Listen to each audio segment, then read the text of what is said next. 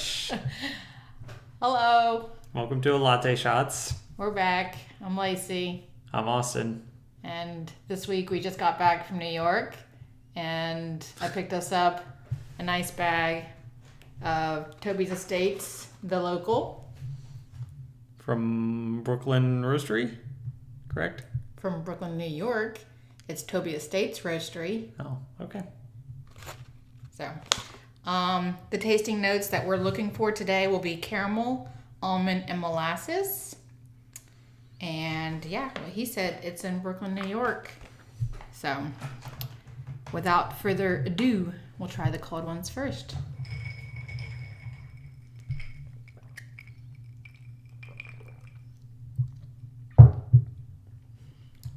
Remember, you gotta be careful with that.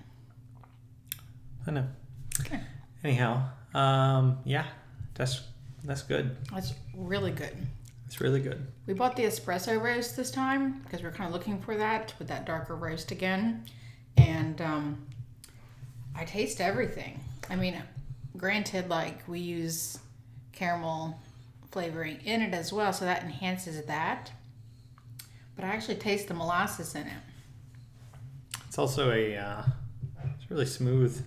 Yeah. Espresso goes down easy, real easy. Do you taste the nuttiness of the almond in it? For sure. You do. Yeah. I think I can taste a hint of it, but I'm usually nut sensitive, so like I usually can taste nuts and things, but I think a lot of coffee tastes nutty. It's unusual for a coffee this dark to taste this nutty. yeah. I feel like usually it's medium roasts that are like got that nut punch to them. Like the nut punch you. Wow, you are a middle schooler. This is what I deal with all the time. It's like I can't say anything without it devolving into middle school humor. I'm 13 on the inside. Now I'm going to try this hot latte. Gosh. Oh, wow.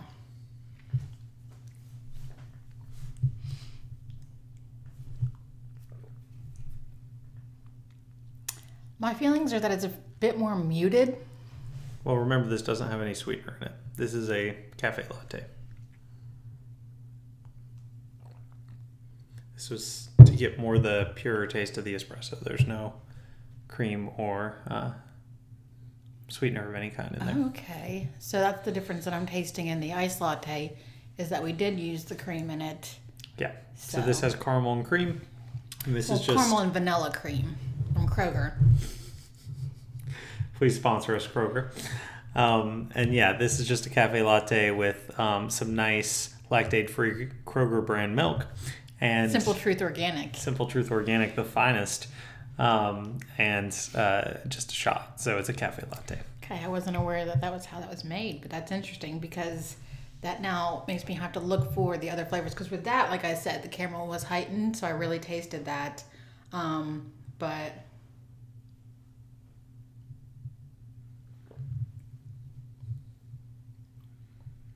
yeah, I can taste the molasses for sure. Really? I didn't pick up on that. See, I think that's what I'm picking up most on is that extra sweetening element that they put in it with the molasses. And it's got that, creamy texture. I feel like from like what you think of as like a thick molasses. I doubt they put molasses in it, though. I think that's just a note. No, it's in the taste. roasting process. Yeah. From what we've learned. But I did do some research on Toby Estates because I didn't actually get to visit them while we were in Brooklyn. I tried some other places and actually was chasing down another roastery only to find out I was disappointed. But that review will come later. Oh, we're doing a separate. Well, that's going to be on the, it's going to be on the video. website. Like it's going to be a blog because I didn't buy any from them. Gotcha. Like I had it at one restaurant and noticed that that's what they used because it was a local roastery. So I went to visit the roastery and it was very hipster visually douchebag appealing. guy. What? That was hipster douchebag guy, right? Like, we've got this whole aesthetic, but don't take pictures in here. No. No? No. Oh, that was a different one? That was another one. How many jerks did you deal with in Brooklyn? Well, they weren't jerks at this one. Like, they just like had the aesthetic. It was beautiful as you walked in, very picturesque, very Instagram. Like, it was very nice to walk in and see that roastery right there in these big open windows as you're walking into the cafe. But enough about that. We're here to talk about Toby Estates. When upon doing more research on Toby Estates, like I really again am standing behind. This is a mixed origin bag. We decided that it was from Honduras and Brazil that they came from. About 1,100 to 1,500 meters. For those of you who are real snobs and care about that kind of thing. That's beyond my level of knowledge now. I'm like, I haven't been testing the exact altitude that my beans were grown at, but this could be a new level of snobbiness. This tastes like about 9,000. Oh, I plan to go to full extreme. As I said, I'm going hard on this. They also have really great practices with their roasters, or their producers, that the roastery actually goes and visits their farmers and just kind of checks in and sees, if their standards are being met. And as vice versa, their farmers come to New York and visit to make sure that their beans are being treated well in the roastery.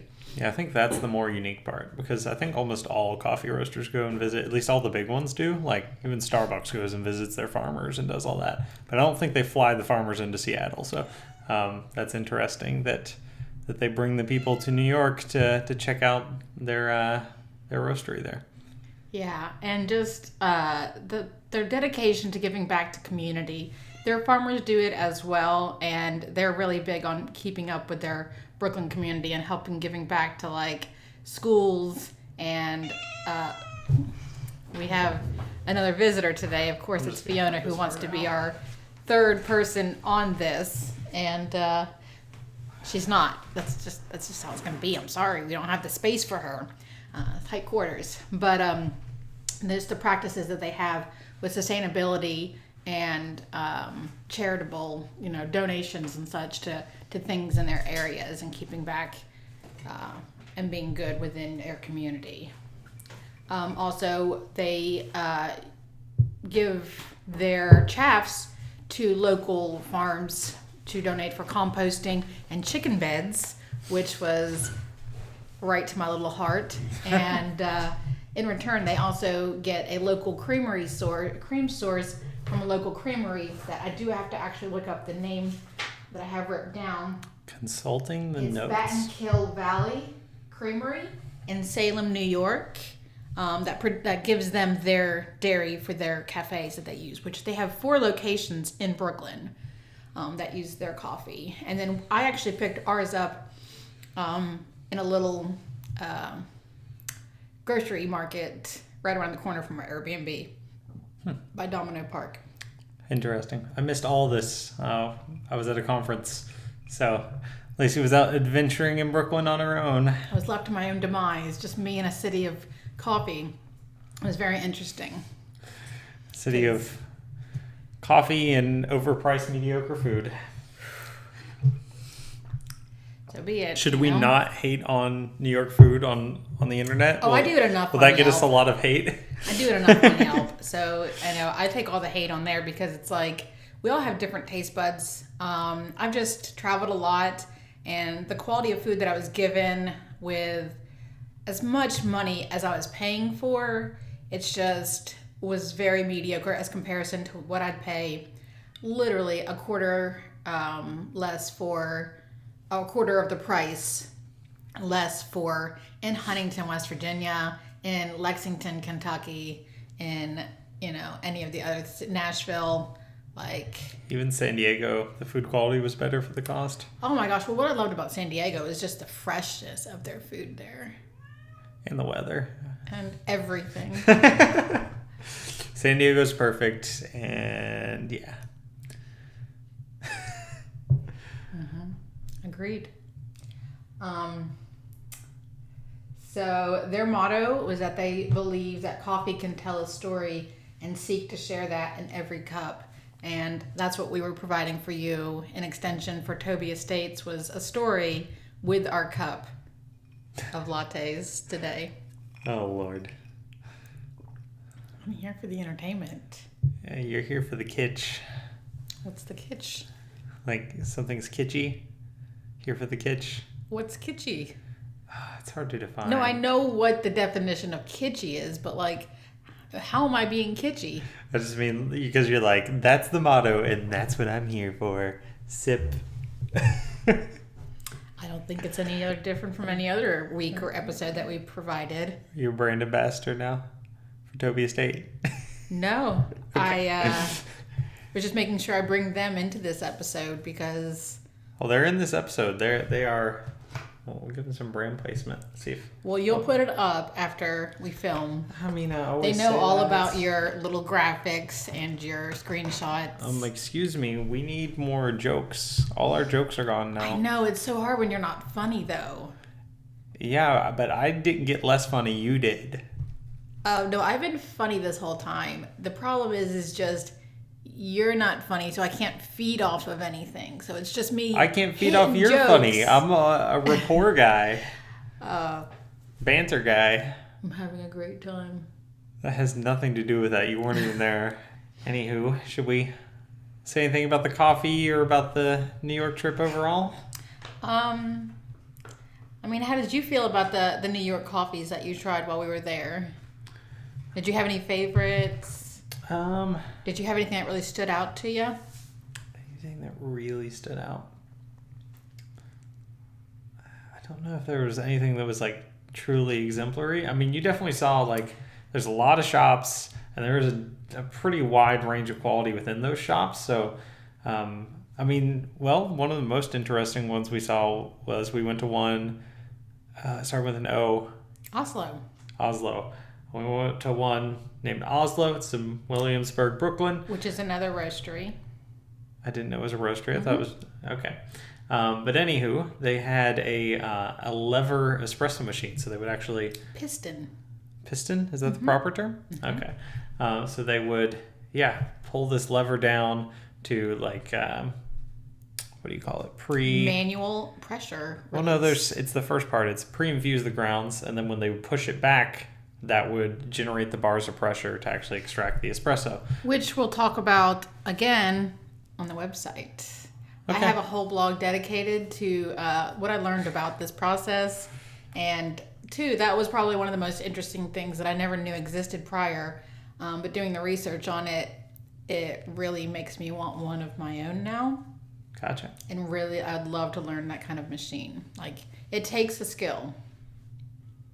Interesting. Yeah, I mean, so does any like super manual.